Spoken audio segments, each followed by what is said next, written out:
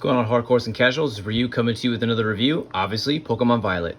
Now, I just beat it completely as far as the game itself. There's a lot of extras after the game, but it's just kind of rinse and repeat. I don't want to spoil anything, but my favorite part of the game is definitely the fourth part. There's 4 arcs, if you will, and I think people who are looking for something more in Pokemon will really enjoy it. That's all I can say, because again, I'm not about spoilers, man. I really want people to enjoy games. The internet kind of kills that nowadays for the current generation, and even for older generations, man. It kind of sucks. As you can see, this is it. Nice artwork. Obviously, that's not the game. I'm gonna have the game in my Switch. For those expecting a full, like, kind of a Spanish experience, because it does, you know, take influence from Spain, it's not that much. There's a couple Spanish words in there, a couple Spanish references, you know what I mean? But it's obviously mostly English or whatever language territory you're from, pretty much, from what I see, anyway. Translation-wise, I don't know exactly how different it is. Sometimes people get localized. There are some modern references, definitely, with some modern slang for the last 10 years or so.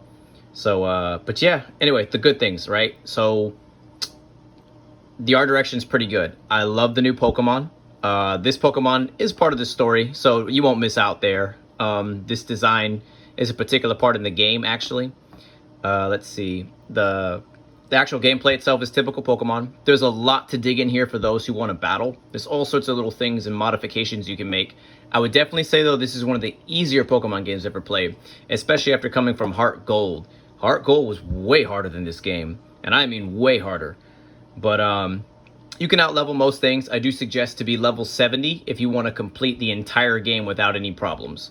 That's not including post-credit stuff. I'm just talking about up to the credits itself, the 4 arcs, if you will.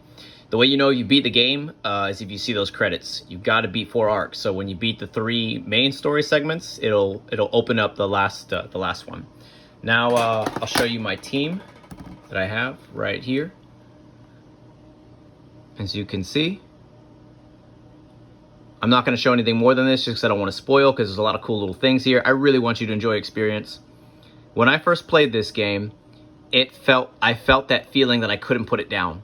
I really enjoyed that magic of Pokemon that helps with that. I really do. But I caught so many Pokemon, easily caught over 200 Pokemon in just one playthrough. Seriously, guys, this is a pretty easy Pokemon game compared to others. That's from the heal rates, from your fighting rate. I mean, you could destroy. If they could show the bodies that I left behind on the way to the Pokemon League, it's paved in fucking not Pidgeys. It's paved in a bunch of rare Pokemon that are normal Pokemon on this game.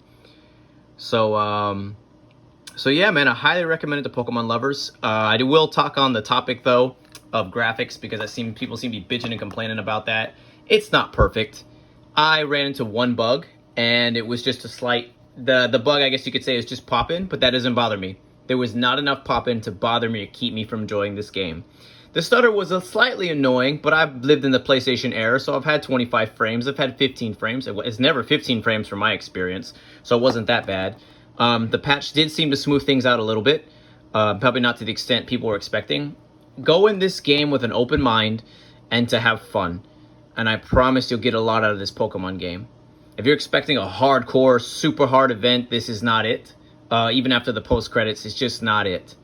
This game is not trying to beat you down, make sure you remember it, you know, come with an attitude, leave with a bruise. It really wants to enjoy being in the Pokemon world. Also, when we talk about open world now, all right, going all over this map right here, I will say that stop comparing it to Zelda. This is not a Breath of the Wild. This is not a Red Dead Redemption. This is Pokemon. Essentially, what Game Freak did is take 2D Pokemon, blow it up, and put it in a big boxed world. Now, what that means is a lot of buildings you can't enter. There's a lot of things that are going to seem like you can go shopping for, and you can't. You don't get to see the insides of the shopping places a lot, but I promise you, all the land that you see here in this art, you can touch, you can see, you can go to. There's one part, though, somewhere up here. You'll see when you look at the map in the game that has a big blank. I really feel that's DLC in the future, but we'll see, you know what I'm saying? But anyway, try to keep this short. Most Pokemon reviews are hard to keep short just because there's so much detail.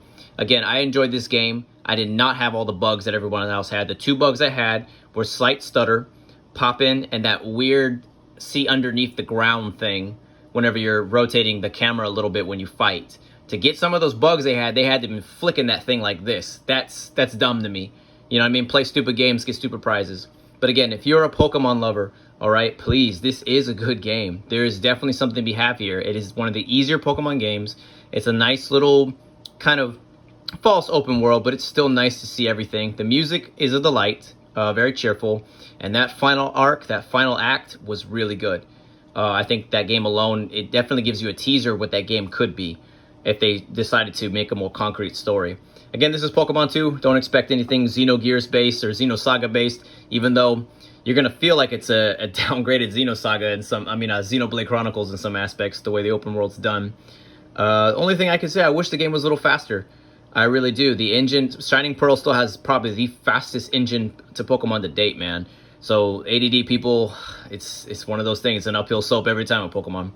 But yeah, I hope you enjoyed the review. I'd probably give this game a 7.5 or maybe an 8 out of 10. It's good. I like to see what the DLC is going to do and how complete it can be. But yeah, I'm ready for the next Breath of the Wild 2, aka Tears of the Kingdom, man. This is what it reminds me of a little bit. But again, this is not Breath of the Wild. This is Pokemon. So thanks for watching, guys. Enjoy. And I hope this was a lot shorter than my other Pokemon reviews. Be safe.